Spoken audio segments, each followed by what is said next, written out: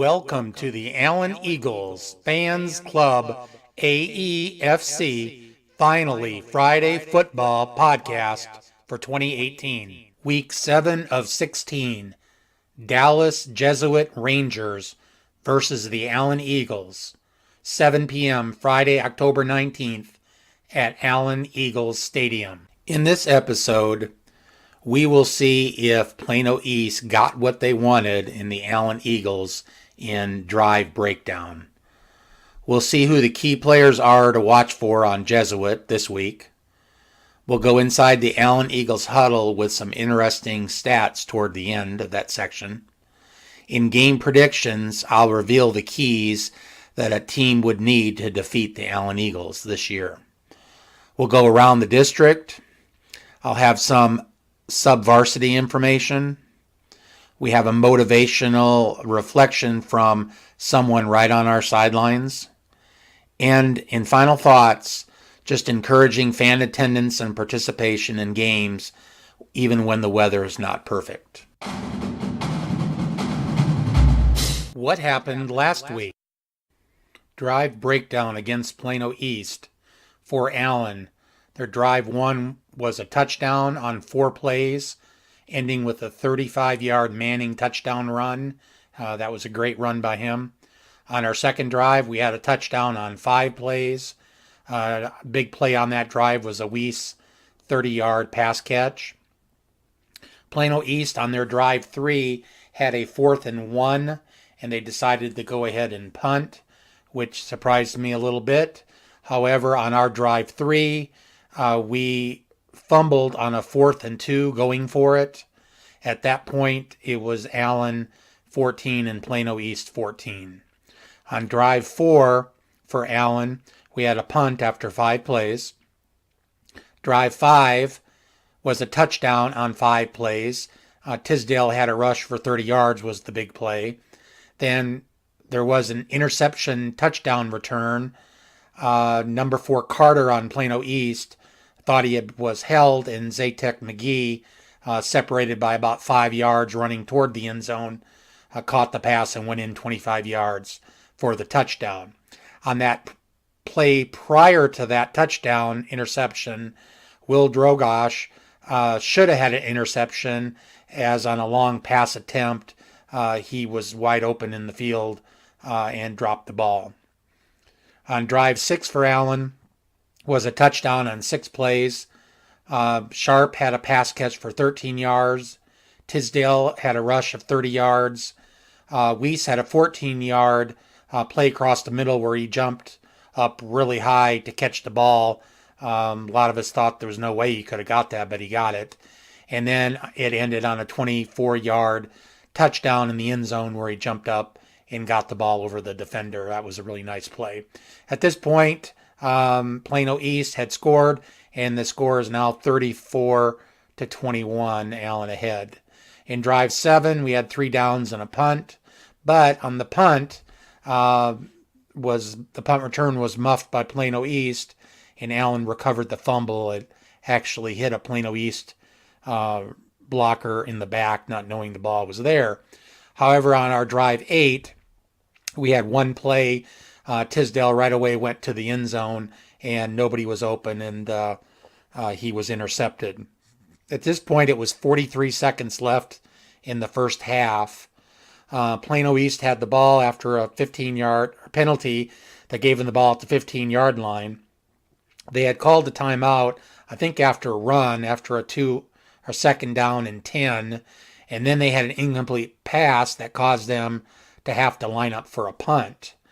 The punt snap was mishandled, and pressure allowed a scoop and score by 43 backup linebacker Keith Johnson, who went in for the score. It was Allen 41, Plano East 21 at halftime. So it was 14-14 at the end of the first quarter. Plano East had a drive when it was still tied. And with 9:33 left in the first half, or 9:33 in the second quarter, Allen began their 5th drive. And from that drive on, Allen outscored Plano East 28-7 the rest of the first half. with a touchdown, interception, touchdown, touchdown, and a fumble return for a touchdown. Okay, now moving to the second half. Drive 9 ended in a touchdown on 8 plays.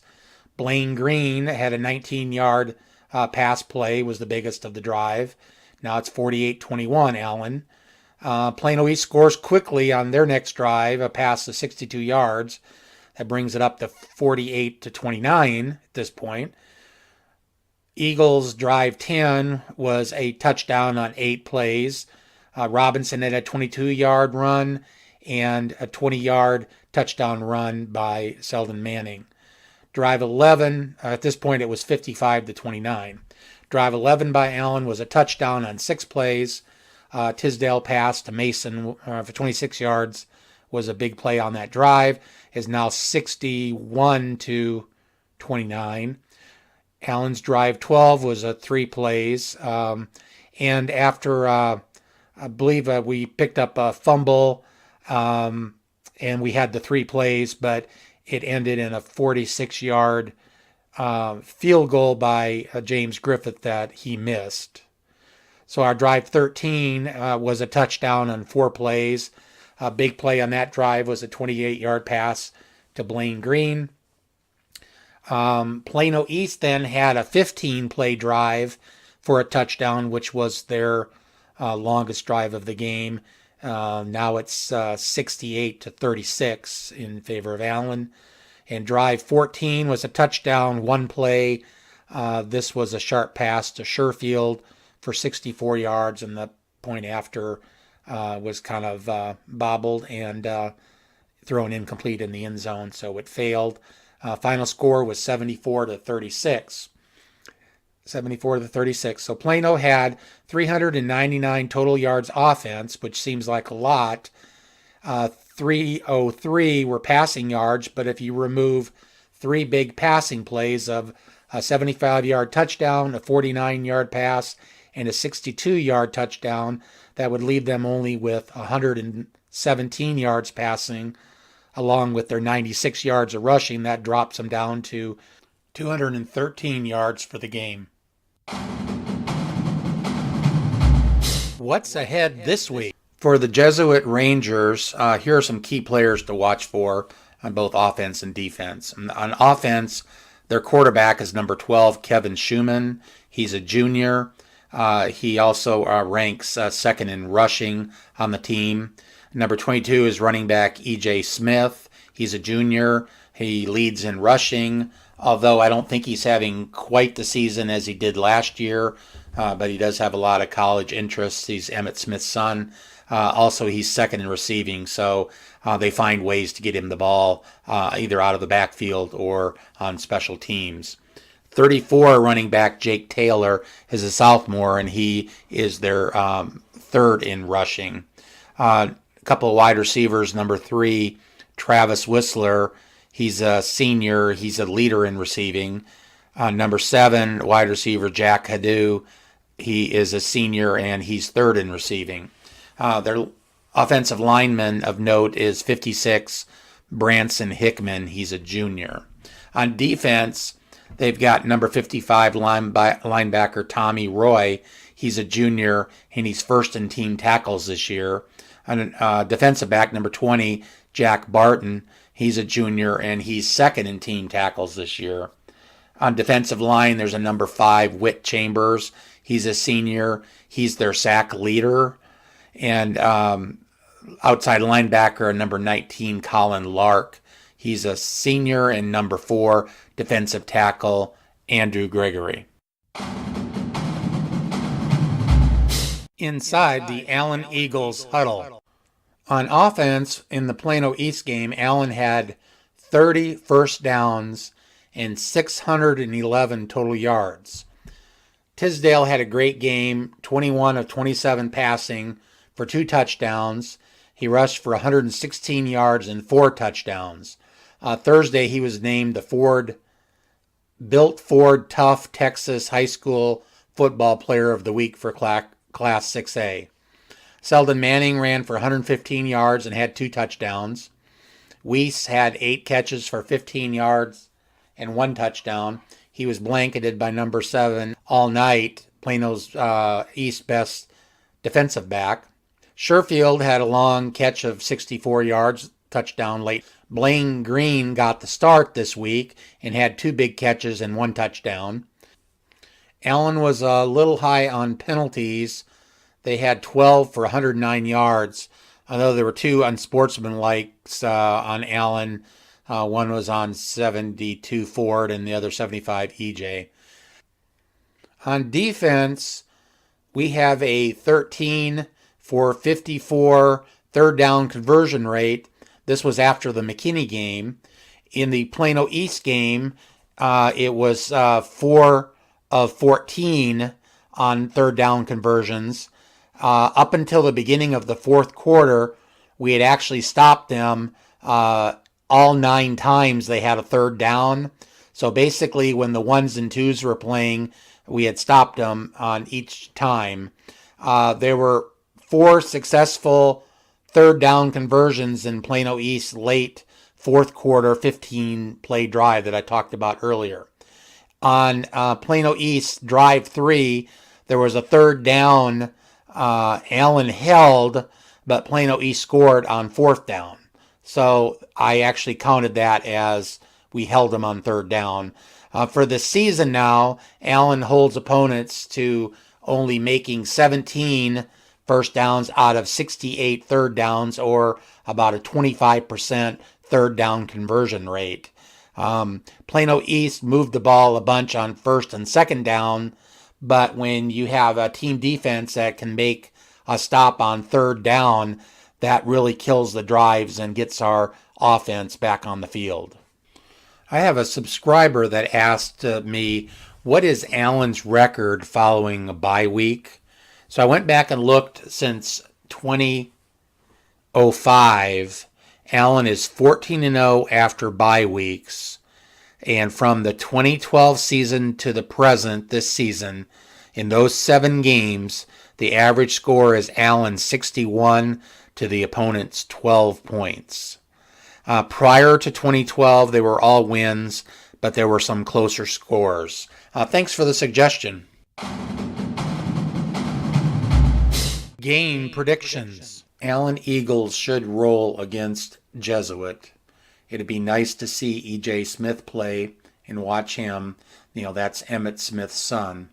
In tracking this team's games this year, I think I've come up with kind of a formula or the keys if a team was to try to beat Allen, at least for this year's team.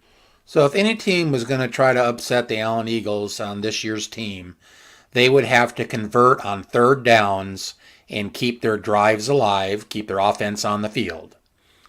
They would have to take chances on short fourth down distances, giving us the ball back. There's a high percent that we're going to go right down and score on that next drive. Another thing is they would have to avoid mistakes, turnovers, and penalties that would allow Allen another possession or to score points in bunches. All games this season, apart from Utah East, so that's Horn, Coppell, Plano, McKinney, and Plano East, were all close through the first quarter. But in every one of those games, something happened that gave Allen the edge or a break that led to multi-scores and Allen able to pull away by halftime. In regard to that last statement, in every one of those games, the defense does tighten up and adjust and shuts down the opponents. On offense, they begin to impose their will, especially in the line, and they start moving the ball down the field, mostly on average 4 to 8 play drives. One would think that our depth would wear out the opponents, but in the case of McKinney, in the McKinney game, they were operating on a very slow offense, running down the clock, so their players should not have been tired in that game. Both offense and defensive lines, with their rotation, start slowing down and wearing down the opponents. Holes start opening up on offense, and players start getting in the backfield on defense to disrupt the opponent's offenses. Bottom line, it would take a very talented team that plays this for 4 quarters and basically an off night by Allen for any type of Allen loss this year. Around the district, 9-6A. Thursday night, Prosper defeated McKinney-Boyd at McKinney ISD Stadium 42-37 in a close, evenly matched game. Allen leads the district at 3-0 with a 6-0 overall record. Second highest point differential in the area in 6A with a plus 206. Only Duncanville is higher with a plus 266 point differential in the area. The rest of the district, with the win, Prosper is now 3-1 in the district. Plano East is 2-1. Boyd from last night now drops to 2-2 in the district. That's 6-1, 5-1, and 2-5 respectively overall. The next bunch of teams is Jesuit, Plano, and McKinney are all at 1-2 in the district. Plano West is still yet to win at 0-3 and 0-6 in the year. The games tonight are, of course, Jesuit at Allen. All times are at 7. McKinney is playing Plano West at John Clark, and Plano is playing Plano East at Kimbrough Stadium. Sub-Varsity information and results. Just to note, both the JV1 and JV2 teams lost to Plano East last week. This week, last night, Thursday night, JV1 took down Jesuit 37-10. Coach Harlow noted on Twitter, "We challenged our guys all week and they responded with a great team win." Motivational reflections. One game is one game. Every Friday night, we have to be better than who we are playing. Coach Terry Gamble, Allen Eagles. Final thoughts. In closing, I'd like to say, and I know I've stated this before, the Allen Eagles are a tremendous football program. 99.9% of the cities across the nation that have football teams would just give their anything to have a team like the Allen Eagles to follow. I know we get cozy in our stadium and we have our season tickets, but we really need to encourage those around us to come to the games, to use their tickets, to get somebody else to use their tickets if they can't. Cheer for the team and just take it all in. I mean, this is something really special that we're witnessing right now. If you have any questions, comments, or topics you'd like us to bring up in the next podcast, please comment below. Contact us at alleneaglesfanclub@gmail.com. I've included the email address at the bottom of the YouTube page. You can search YouTube by Allen Eagles Fans Club. Thanks for listening to the Allen Eagles Fans Club podcast, Week 7. Go Eagles!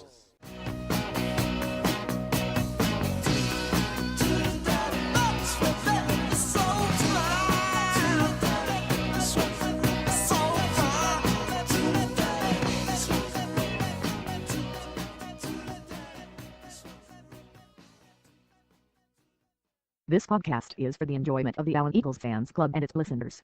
We are not associated with Allen ISD, Allen Athletics Program, or have any direct knowledge of what is presented in this podcast. We gather information from public media, watching practices and games. The information presented in these podcasts are subject to change, error, and the opinion of the Allen Eagles Fans Club.